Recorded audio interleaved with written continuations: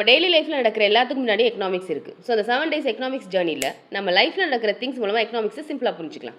டே 1 Indian economy actually எப்படி work ஆகுது. India ஒரு மிக்சட் எக்கனாமி, அதாவது கவர்மெண்ட் செக்டாரும் ப்ரைவேட் செக்டாரும் சேர்ந்து எக்கனாமியில் ஒர்க் பண்ணுற சிஸ்டம். இதில் 3 மேஜர் செக்டார் இருக்குது. First primary sector agriculture.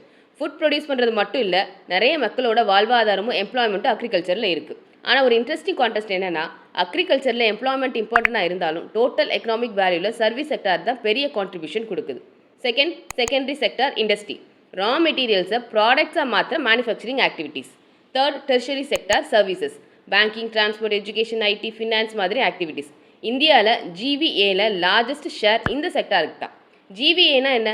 Cross value added, ப்ரொடக்ஷனில் கிரியேட் பண்ண புது வேல்யூ. ஃபார் எக்ஸாம்பிள், ஒரு பேக்கரியில் 100 ரூபா ஒருத்தரில் ஒரு பிரெட் ப்ரொடியூஸ் பண்ணுது. இதோட இன்புட் 60 ரூபா. ஸோ 100 - 60 40. இந்த 40 தான் ஜிவிஏ. ஸோ எக்கனாமிக்ஸ்னால் ஜஸ்ட் மணி இல்லை, ப்ரொடக்ஷன், ஜாப், சர்வீஸ், வேல்யூ எல்லாமே கனெக்டான சிஸ்டம்.